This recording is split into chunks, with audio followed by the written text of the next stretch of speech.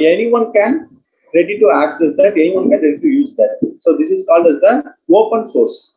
So suppose we are having an interest to prepare e-content in the module form, you can choose any one of the topic which related to your discipline and produce the multimedia content and to preparing for a 25 to 30 minutes or 30 to 40 minutes. And finally, you have to check and publish your e-content. Yes, why we are giving more importance towards the e-content? A proverb we are generally using, 1,000 hearings are not so effective as one seeing. 1,000 hearings are not so effective as one seeing. A picture is a worth of 1,000 words. So nowadays we can see if we are showing any post to the students, they have immediately observe it. They have immediately remember it. So whatever the things we are saying to the students, they are forget easily. So the picture is highly valued than our words. That is what we are telling. 1,000 hearing are not so effective as one seeing. By that proverb, it induced to produce the e-content.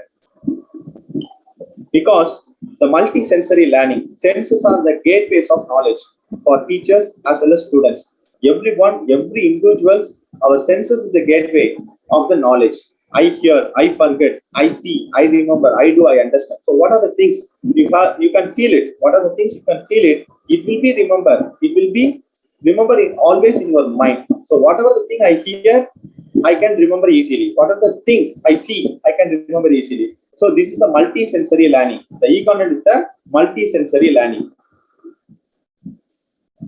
Yes. The multi-sensory learning is based on learning takes place, how the learning takes place. If you are going to taste a food or anything, it will remember in your mind at 1%. If you are touch anything, it will be remember, it will be feel it up to 1.5%. If you smell anything, it will be up to 3.5 minutes. If you have heard anything, it will be there in your mind up to 11%. What are the things you cite? What are the things you are seeing? It will be always remembering 83%. So by that concept, our government induced to produce the e-content for the welfare of students. Yes, we can remember how we are remember the things. So multi-sensory learning is based upon the learning and remember the things. So how our own people are remember, how we are remember 20% what we hear. So supposed to be if we hear anything or if we are listen anything, we can remember that up to 20% in our mind. Then what we see 30%. What we see and hear it occupy 50%. What we say it 80%. What we say and do. Suppose if you are teaching anything, you are showing the model to the students, or if you are showing the video to the students, it will be remember up to 90% of the students. Yes. Next thing is phases of e-content. How to develop the e-content? Before we are going to develop the e-content, we must knowing about the phases of e-content. It has nearly 6 phases. Generally, we are using 6 phases. One is the analysis phase. What is the analysis phase? If we are going to prepare a e-content, the analysis phase is giving more value because first we want to know about identify the target audience. So for the audience to be here your e-content, that is very important. So for them, we can create the e-content for their needs. So to identify the target audience and current situation. If you are preparing the e-content, the first phase is very important. Analysis phase. The analysis phase which is related with the target of audience and current situation. What are the situation happens? So based on these things, we can prepare the e-content. The second one is design phase. So what are the design we are going to input to our content? So we are creating mixture of text, audio, video, animation, and references. What are the references? What are the information you get from the source, references, and also some of the information. So it's all together in the design phase. So whatever the design we need for our content, we input our designs for that content. Third one is the development phase. The development phase, which related with the, we are include the animations. What are the animation we need for to develop the e-content? Fourth one is testing phase. Testing phase, we are going to prepare a e-content. We want to know about the, we want to identify the errors. What are the errors there in our e-content? What are the spelling mistakes there in our e-content? What are the pictures, punctuation, clarities, videos? What are the things we are missing? So before we are going to prepare a e-content, we must test our all the contents want to which is want to we are expressed as a e-content. So before we are going to prepare, we must test ourselves for everything is correct, whether it is not, whether it is correct or not. Then next one is implementation phase. The implementation phase is another important one. So if it is everything is correct, if it is everything is correct, we are going to prepare a e-content. The implementation phase is important. The implementation phase, it helps to produce the accuracy of the quality of multimedia accuracy. So once we are satisfied with our contents and every images and all the animations all together which is related with our content, it is satisfied. Whether it is satisfied or not, for us, first thing is very important. So once we feel that those things are very satisfied, we can implement the open source. Then evaluation phase. Evaluation phase helps to satisfaction to the e-content to the instructor. So these all 6 phases is very important before we want to know before we are going to develop the e-content. Then e-content focus. So generally in our pedagogical aspects, we want to focus the e-content in the following aspects. First perspective is cognitive perspective. So before we are going to prepare e-content, our e-content is related with the cognitive perspective, cognitive processes, brain works, what are the things we are expressed. It will be induce our own students, and also we to gain the, as a teacher, we to gain the knowledge from the e-content. So these are the things we are giving to focus on the cognitive perspective. Then emotional perspective.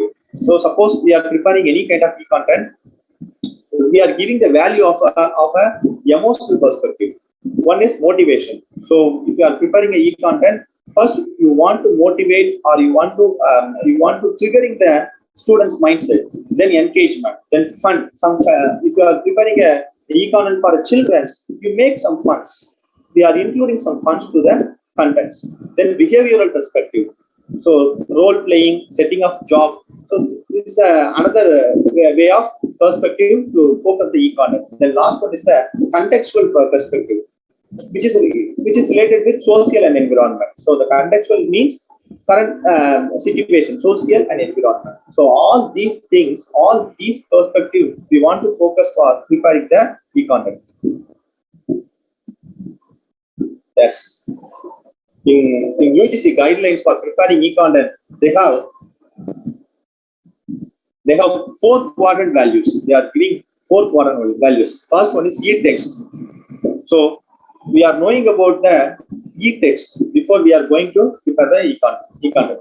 Examples, applications, day-to-day life, maps, graphics, appropriate URLs, whatever required for developing of e-content in the current trends. So if you are flashing the old images, you are flashing the old content names, the people could not like those things. So before we are going to prepare, we want to give the recent trend notes and recent maps, recent graphics, recent technology we can use for preparing the e-text. Then self-planning and audio and video. This is the second quadrant of e-content. The content delivery through video to explain the topic. So always we are preparing a video or preparing a e-content which is related with the topic and also which is related with the curriculum. Then second one is the multimedia. What are the multimedia? What are the animation? What are the picture motions they need for the e-content? We want to include that. Then virtual labs. For example, a fellow want to create a e-content for the life sciences. They are producing the virtual labs. For example, a frog dissection or any kind of animal dissection, they have to explain about, they have to showing the virtual dissection. Then web resources. The web resources is another important thing because nowadays the people are scaring about to collect the data from the internet. Because if you are flash anything, if you are publish any data we got from the internet, it will make a issues of the patent issues, make a issue of patent, license issues. So we are getting the information from the open web resources, books, articles, research papers, journals, case studies, etc. So these are the web resources we can use for the preparation of our e-content. Links to websites and additional readings, Wikipedia, blogs, open source content. So it all must be open source content, means it does not making any problem for our e-content. Then final one is self-assessment. So if you are producing e-content, you want to assess yourself. One is the problems. What are the problems it will going to face? Supposed to be we are giving the e-content which is related to the content and it doesn't have any controversy, means it does not make any problem. Then quizzes. We are giving, suppose we are preparing the e-content, we are giving quizzes to the students, the assignments, discussion, forums, feedback. So these are the self-assessment patterns. So all these 4 quadrants we must go through before to prepare or develop the e-contents. Yes.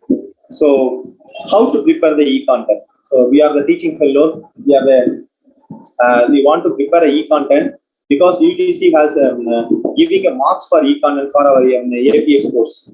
If you are preparing e-content, they are giving the marks. So we must focus towards to prepare the e-content. So whatever the domains we belong to that. Okay. So first one is write a script.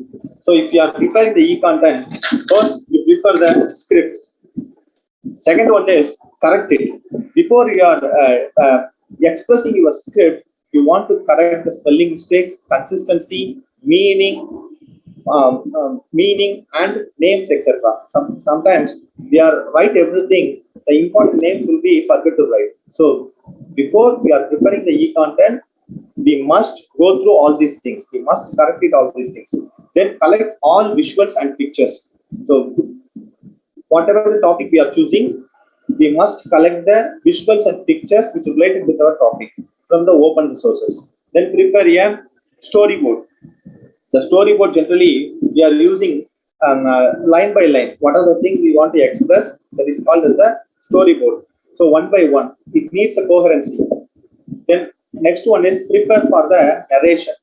Suppose if you are telling the story, if you are telling any historical background, if you are telling any historical events, we are preparing we are narrate the stories from the beginning to the end. Then video shooting. What are the videos related for that video shooting and edit the video? So sometimes we are having the full length of video, but it is not relevant to our topic. The particular portion of our own topic means we want to cut the video, we want to edit the video before we are publishing our e-content, then publish and share. So these are the various steps for preparing the e-contents. E-content development tools. So right now, everyone, I hope everyone can understand what is e-content, what about the e-contents. So now, what are the tools we are going to use to make the e-contents? So these are the tools we are going to make the e-contents. Free graphics, programs, and resources. So in Google platform, so many free graphics programs and applications are there in the open resource forms. So we can download it and make use of it for preparing our videos and audio editing. Canva, create collages, charts, marketing promotions, or infographics with their easy to use software. So these are the software we are using for preparing charts and files, preparing charts and tables. We are using the Canva. Then easily design and share the visual infographics online. In easily, this website, this online website, can use to visualize our topic. If you are having any pictures related to a topic, you can make designs and you can use to visualize that by use of easily. Then Giphy, create up the 5 public diagrams, flowcharts, or charts of a month for free. It's a free accessible software, Giphy. You can use to prepare the diagrams or flowcharts. If you are having a content with a template form, you want to prepare a flowchart or a public diagram, means you can use it, Giphy.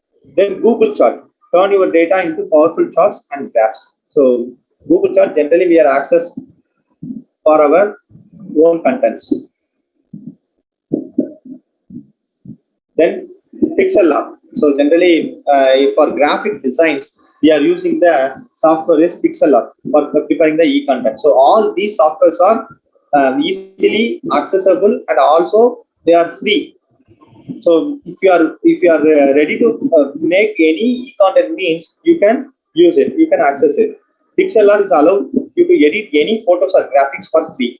Then Venkage, present your data through the infographics. Then Oodle, create word clouds to illustrate different themes or idea clusters. So suppose I want to illustrate my theme. I want to illustrate my words with any picture background. We can use the Wordle software. Then Unsplash, find beautiful, freely usable images. PictoChart, use pre-made templates and design elements to create your own infographics. So these are the free softwares which are available in the Google platform. If anyone can develop the e-content, they can offer it from the Google platform. Then what are the audio software tools are there? Order. Generally, we are using the Order software for recording the audio or edit the audio files in Mac and PC devices. Okay, so these are the softwares which is related with the audio editing. Order and Audacity, Woki, these four important softwares which were freely available in our platform, in our Google network. So if you want to edit any audio, any unwanted background sounds, you can easily make use of it. These softwares. Then free animation softwares. So these are the free animation softwares. Camtasia. So generally we are preparing any animation related to a topic means we are using the Camtasia. Use the drag or drop the video editing software to finish your videos or added in special effects, music or motion graphics. So if you want to add any special effects or music or any motion graphic means you make use of it. Camtasia. Then Screencast O-Matrix. So these are the important softwares. I can leave my PowerPoint to the members of FDP. If anyone need to go through all these softwares means, they can make use of my PowerPoints. Snagit. Create and edit the screenshots or video, turn them into the animated GIF files. If you want to produce a 1 minute or 0.5 minute GIF file means, you can use of Snagit software. Yes. So what are the list of softwares and mobile apps? With the link, I will show some of the links.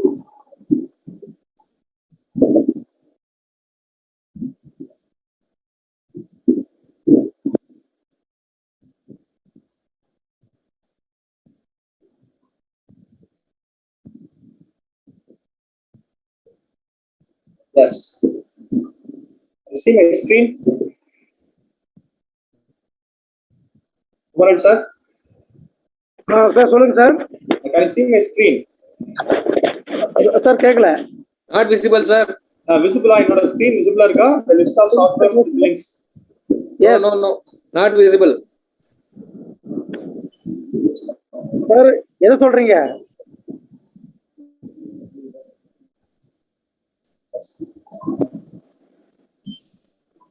Is it okay, sir?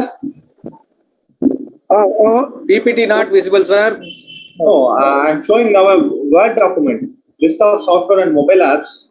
Yes, Word document. Yes. Are you able to see? List of softwares and mobile apps. Sir, not visible. Not visible. Yeah, only list of software and mobile app doc. List of softwares and mobile apps.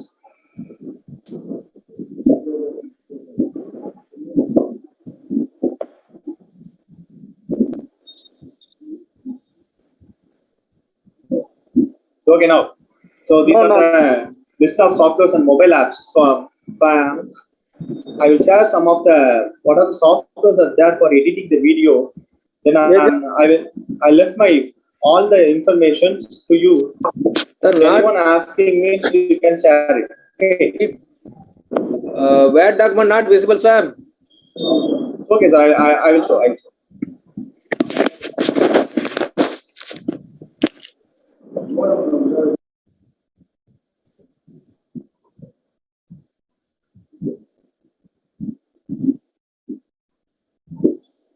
So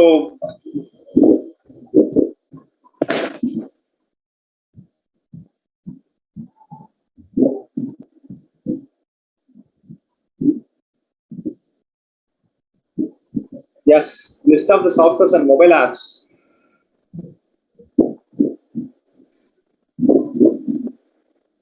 Yes, sir. No, sir. Okay, okay.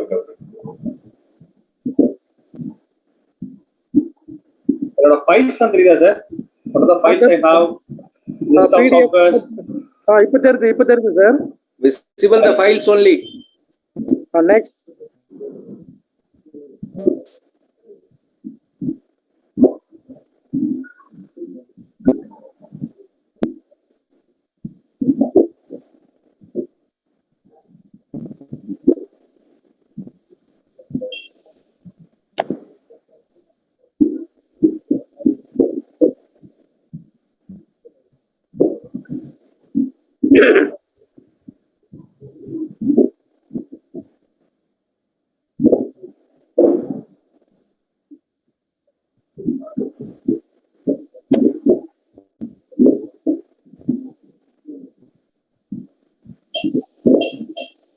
Yes, I have some